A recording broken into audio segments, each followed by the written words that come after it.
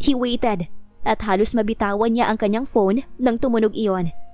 Just like what the most part of his systems was hoping. Althea sent a reply. Subalit laking pagtataka niya nang mabasa iyon. He's not a loser, okay? If he is, why do I feel that he matters the way my son matters to me? That seeing him is a chance medley. Can't think straight. He spent a long time staring at the message and reading it over and over again. He? Loser? He matters? Not seeing him? Sino siya? Nagsimulang tumibok ng hindi normal ang kanyang puso at isa na namang banda, umasa na naman siya ang tinutukoy nito. Ngunit para kanino ba yung text? Para sa kanya ba? Kung para sa kanya, may posibilidad at may malaking posibilidad na ibang he ang tinutukoy nito. Sino? Si Henry? Napailing siya. Isa lang ang naisip niyang paraan para malaman iyon. Who is him? Tinayip niya at isinend dito. Then he looked up to stare at her closed window again. Gising pa pala ito. Naisip niya, ano kayang ginagawa nito? At si Darius. My God, he's missing the baby too. He missed baby Darius the way he missed Althea. Sa ilang buwan na pagtira niya kasama ng mga ito, itinuring niya itong pamilya. Oo, pamilya. Nagsimula siya maglakad palapit sa hagdan ng apartment ng dalaga. Tumigil siya bago pa man siya makaakyat sa unang baitang niyon. Tumigil siya dahil napansin niya magdadalawang minuto na wala pang reply ang dalaga. Huminga siya ng malalim at muling nag-type sa kanyang inbox. Pasensya na Althea, na-wrong send ako. Hindi dapat sa'yo na-send yung I'm sorry. Sorry sa abala. Pero gusto ko rin mag-sorry sa'yo. May ginawa akong mali at nagigilty ako. Ang pakikipagkita niya kay Sandy ang tinutukoy niya dahil muntik-muntika nang may nangyari. Ewan ko kung bakit. Nung hili kitang makita, gusto kong kausapin ka. Pero nung tumayo ka at ang mga alis, naisip ko na tayo mo talaga ako makausap. Pasensya na kung makulit ako. Isinend niya iyon, ngunit hindi pa siya satisfied. He typed another message again. Sorry talaga Althea, alam kong ayaw mo na ako makita. Ano man ang dahilan mo, siguro wala rin akong karapatang malaman. Alam kong ayaw mo na talaga ako makita. Pero, he stopped there, thinking what should be the most appropriate words to tell next. Kaso napindot niya yung send, kaya muli na naman siyang nag-type. Nandito ako sa baba. Gusto na talaga kasi kitang makita. Sorry. Bahala na, Aniya. Kung magagalit man ito dahil nagpunta siya ron, okay lang. At least nasabi niya ang isa sa mga bagay na gusto niyang sabihin rito. Tumingala siya sa itaas, sa pinto ng apartment ni Althea. Ngunit kahit excited na ang mga paa niyang umakyat, nagpigil siya. He uncomfortably sighed as he turned around to walk away. Nakalaylay ang mga balikat niya habang naglalakad ng mabagal, palapit sa gamit niyang sasakyan. He felt so gloomy. Pakiramdam niya ay pinagsakluban siya ng langit at lupa. Hindi niya alam kung paano siya makakaalis sa pagkakaipit. He was once broke, and now, he can't get the girl who cluelessly fixed his heart. The saddest part is that he fell in love. Bubuksan na dapat ni Lucas ang pinto ng driver's seat nang maramdaman niyang para may nagmamasid sa kanya. Tumigil siya sa paggalaw at unti-unting tumingin sa direksyon ng kanyang pinanggalingan. Naisip niya, baka tulog na si Althea noong mga oras na yon at nananaginip lang. O di naman kaya'y gising siya at kung ano na lamang ang pumapasok sa kanyang imahinasyon dahil sa sobrang pagpangarap niya kay Althea. Because as he set his eyes on the stairs on Althea's apartment, he saw her quickly climbing down. He saw her. Nang tuluyan itong makababa at nagtama ang kanilang mga paningin, tumigil ang dalaga. Kung panaginip man na makita niya si Althea noong mga oras na yon, ayaw na niyang magising. Ngunit sana, hindi lang yun isang panaginip. Sana totoo ang nakikita niya, ang kinang sa mukha nito, ang kasimplihan nito, ang kagandahan nito. She's just wearing a tank top and a short revealing her white skin, kaya naman hindi mapigilan ni Lucas ang lalong mapahanga. Gosh, napakaganda talaga ni Althea. Aniya sa sarili. Nakaawang ang bibig niya habang pinagmamasdan din siya. He waited for her to come close.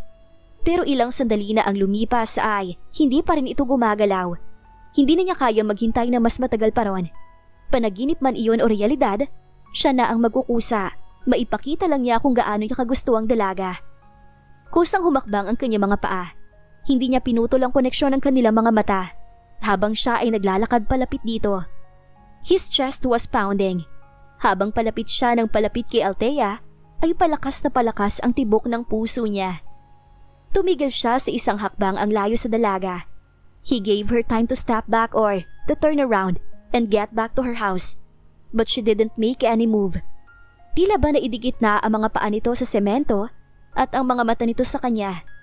They locked gazes in a span of a few seconds before he finally did the next move. Sa mabilisang paraan, hinawakan niya ang magkabilang pisngi ni Althea.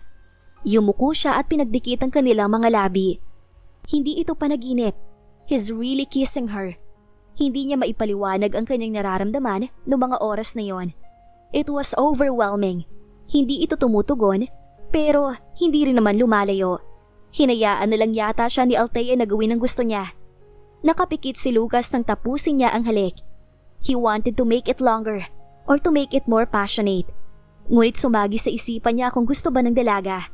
He's lacking confidence dahil wala siyang pinangahawakan. Hinayaan niyang nakadikit ang kanilang mga noo at ilong at ang mga palad niya sa mukha nito. Nakapikit pa rin siya kaya hindi niya alam kung anong reaksyon nito. Sinusulit niya ang pagkakataong magkalapit sila. Kahit gusto pa niya itong halikan, napalunok na lamang siya. Sorry Althea. Nahihirapang bulong ni Lucas bago niya ito pinakawalan. Saka na lang siya dumilat nang tumalikod na siya dahil hindi niya kayang makita ang ekspresyon ng mukha nito. Paano kung hindi niya yun nagustuhan? Paano kung masaktan lamang siya?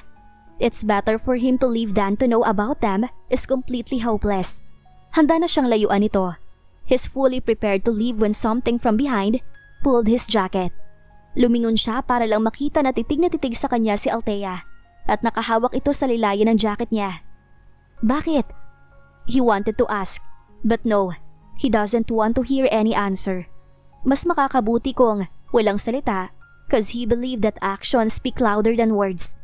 And based from Althea's action, he assumed that she doesn't want him to go. Gusto ko makalanghap ng sariwang hangin. Pwede mo ba akong samahan? Sabi ng dalaga. Saglit siyang natigilan sa pagkabigla. Totoo ba yun? Tinatanong nito kung pwede niya itong samahan at bakit naman siya nito kailangan pang tanungin. Tinatanong pa ba yun? Magpapahabol pa ba siya? Siyempre hindi. Medyo nag-alangan lang siyang tumango, but actually, oo naman. Kahit saan, sasamahan kita Althea. Sumakay na sila sa SUV. And take note, hindi na naisip pa ni Althea na magpalit ng damit o kumuha man lang ng shawl. Lucas started the engine, though he didn't have any idea where they heading to. He just drive. Bahala na. While on the road, he's taking small glances at her. Hindi siya makapaniwala na kasama na niya ito at pupunta pa sila sa lugar na kung saan silang dalawa lang sana. Then suddenly, he got conscious of the silence between them. Magkasama nga sila pero walang imikan. So it doesn't make any sense at all, does it? Nababother siya. Hindi pwedeng pasulyap-sulyap lang. Kailangan na naman niyang gumawa ng first move. He cleared his throat. Si Darius, kumusta siya? Lakas loob niyang tanong. Hindi niya alam kung bakit siya kinakabahan ng mga sandaling yon. Maybe because he was with her or dahil sa nakakahalina nitong suot. Because of... Napapalunok na lamang si Lucas habang iniiwasan niyang mapatingin doon. He's fine. Kahapon, nilagnat siya pero okay na siya ngayon. Tulog na siya kanina. Nandun siya sa bahay mo? Sino nagbabantay sa kanya? Medyo nasurpresa ang binata na makaramdam siya ng pag-aalala sa bata. Siguro na-attach lang talaga siya sa ilang buwan na pag-aalaga niya rito. Gising pa naman si Sammy. Si Sammy? Hindi mo pa siya pinapaalis? Nagugulat niyang tanong. Hindi, sabi niya wala siyang matutuluyan eh. Hihintayin daw muna niya yung sahod niya bago siya lumipat. Okay ba naman siyang kasama? Hindi ba siya makulit? Muli niyang tanong, para lang hindi bumalik sa awkward ang paligid. Mabait naman siya. I guess, you really know her. Ex mo ba talaga siya? Napaawang ang kanyang bibig. Hindi niya inaasahang ibabalik nito ang issue na iyon. Kainis. Kasalanan kasi talaga yun ni Jacob. Kung hindi nito dinala roon si Sammy, hindi sana siya magkakaproblema kay Althea. Pasimple siyang bumuntong hininga. Hindi, sagot niya. Narinig ko kayo nag-uusap sa labas ng kwarto ko. Hindi, nagbibiro lang si Jacob. Ba't mo siya niyakap? Tumingin na siya rito ng tuluyan. Akala ko nga ikaw yun. Napakamot siya ng ulo. Oo na, hibang ako. Sorry. Bumaba ang kanyang boses at napatingin na lang ulit siya sa daan. Alam niyang nakakahiya yung ginawa niya. Nakakahiya kay Althea at nakakahiya rin kay Sammy. Ngunit lahat naman ay nagkakamali at inaamin niya ang nakakahiyang pagkakamali niya. Naisip mo na ba kung saan mo ako dadalhin? Gumalaw ang mga mata ni Lucas ngunit hindi siya tumingin sa dalaga. Saan nga ba niya ito dadalhin? Saan ba may sariwang hangin? Sa langit. Pabirong sagot niya nang siya ay makapag-isip na ng diretsyo. Ngunit sa seryosong tono, alam niyang sorpresang napatingin sa kanya si Althea at pinigilan lang niyang matawa. He is just joking. Subalit kung mamarapatin lamang nito, dadalhin talaga niya ito sa langit. Kaya niya yon. Tiwala siya sa sarili niya at sa kakayahan ng katawan niya. Pero ito si Althea, kahit isa na itong ina, malaki ang respeto niya rito. He just can say that he wants her. Dinala ni Lucas si Althea sa tabing dagat kung saan may malakas, malamig at sariwang hangin kahit na napakadilim na ng gabi. But the city lights that have been lined up through the horizon and reflecting on the water made the view a little bright and extravagantly breathtaking. Napapangiti ang binata dahil nakikita niya sa mukha ng dalaga ang pagkamangha. May gusto sana akong... Lilinawin ko lang, Lucas, na wala tayong relasyon. Nakaawang na ang kanyang bibig habang nakatitig na may pagtataka sa mukha ng dalaga. Sasabihin pa lang dapat niya ang tungkol sa kanyang mga nararamdaman, ngunit pinangunahan na siya nito. Nawalan tuloy siya ng lakas ng loob dahil sa kanyang narinig. Malinaw sa kanya ang lahat. At natapos na pala ang kanilang engagement ng ganun-ganun lang. Napangisi siya sa pagkadisgusto. Buong akala niya, kasama niya si Althea ngayon dahil namimiss rin siya nito. Akala lang pala niya. I'm already finishing what we've started. Pagpapatuloy ni Althea habang nakatingin sa malayong parte ng dagat. Ilang strands ng buhok nito ang naililipad ng hangin at tumatama sa makinis at maputi nitong muka. Though the sea has a great view, Althea's picture at that time was the greatest. Kung alam lang sana nito kung gaano siya nahuhulog. Kung alam lang din sana nito na unti-unting nadudurog ang puso niya dahil sa mga sinasabi nito. Why did he fall too fast? Konting-konti na lang, lalagapak na siya sa lupa. I dreamed of giving my son a complete family, a father. But it looks like it will always be a dream. It will no longer be a reality. Siguro, tatanda na lang akong single. Single parent. Actually, kaya ko naman maging ina at ama sa anak ko. Kaya ko siyang buhayin kahit wala akong katuwang sa buhay. Tiningnan siya nito. Kaya ko, Lucas. That's why I want you to go. Bumalik ka na sa parents mo. Bumalik ka na sa dati mong buhay. Sa barkada. Sa inuman. Sa sugal. Nakaramdam siya ng panlulumo na makitaan ng pait ang mukha ni Althea. Surely, labag sa kalooban nito ang mga bagay na lumalabas sa bibig nito. Napipilitan lang itong sabihin ng mga yon. Alam niya, kitang-kita niya mula sa ekspresyon ng mga mata nito hanggang sa tono ng boses nitong malapit ng mamaos. Mayroon lang siyang isang tanong. Pero bakit Althea? Hindi naman siya nagrereklamo. Okay lang sa kanya mag-alaga ng bata kahit hindi siya marunong. Kahit hindi niya ito anak. He's learning to be a good father. And he can be the best husband. Pero bakit itinutulak na siya nito palayo? Because there's nothing more complicated than my life. Malungkot na sagot nito. Ngayon ko lang na-realize that if you're going to be officially part of me, baka hindi ka rin makakatiis. Pag ipinagpatuloy natin to, sooner or later, ma-realize mo din na ganun pala kamiserable ang buhay ko. I'm choosing the way where neither of us will painfully get hurt after. Teka Althea, ano kasi, hindi ko maintindihan. Sabi ko, gulong-gulo ang isip ko. Who will gonna hurt who? He swear, he'll never gonna do that to Althea. Ngayon pa lang nagtitiis na ako sa bagay na mahirap pigilan ng isang lalaki. Ano pa bang hindi ko kayang pagtiisan? Napansin niyang nangunot ang noo ng dalaga. Gayun pa man, nagpatuloy siya. Ipaintindi mo sa akin, Althea. Dahil kung akong tatanungin, at kung ako lang ang magdedesisyon. Huminga muna siya upang makahugot ng lakas ng loob. Hindi masusunod ang sinasabi mo. Umiling ang ulo ni Althea. Kung si Claire, nakaya akong pahantungin sa korte, ano pa kaya kapag ang daddy ko nang gumawa ng aksyon laban sa akin? She asked. Nagsalubong ang kanya mga kilay.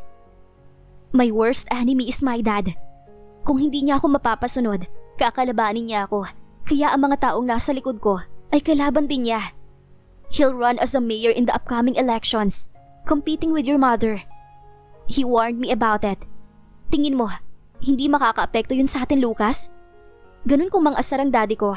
He would join a competition for personal reasons. Not because it's his heart's will or someone directed him. Gusto lang niya akong insultuhin. Sana maintindihan mo. Ayokong dumating pa sa punto na parents mo nang magsasabing, dapat na tayong tumigil. Hindi tinanggal ni Lucas ang tingin sa dalaga. So, it's just because of her father? Nag-aalala ito sa maaaring gawin ng ama nito sa kanyang pamilya o sa kanya mismo? Now, he understand. But he still don't get why they have to go separate ways. Kung yun lang din naman palang dahilan, ang babaw naman. Ayokong tumigil tayo, Althea. Seryosong saad ni Lucas. Nagtataka namang umangat ang tingin ni Althea sa kanya at sinalubong ang kanyang tingin. Hindi, Althea. Tandaan mo, ikaw ang naghanap sa akin. Ikaw ang nag-alok sa akin ng opsyon na babayaran mo yung utang ko. Kapalit ay ang pakasalan kita. Ikaw ang nagpasok sa akin sa buhay mo at sa buhay ng anak mo. Responsibilidad mo ko. Yung agreement na ikaw mismo nagsulat at pinirmahan ko lang. Kaya panindigan mo yun. Pero Lucas, walang pero. Wala akong pakialam sa tatay mo kung makapanghusga. Akala mo siya ng taas. Kung gusto niya maging mayor, di pagbigyan. Kailan ba umurong ang magulang ko? Malinis man o maduming eleksyon, lumalaban sila ng patas. At kung iniisip mong hindi ko kakayanin ng komplikadong buhay, anong tawag mo sa buhay ko bago kita nakilala? Umikot siya at bahagyang lumayo sa dalaga, sa kanya ito muling hinarap. Inaamin ko, natotorpe ako sa pagsasabi ng mga nararamdaman ko.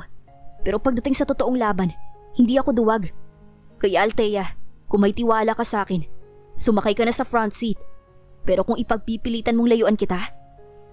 He stared at her as if saying that her life depends on him. Simula mo na maghanap na masasakyan pa uwi. Althea was speechless. Pinakitaan siya nito na masamang tingin.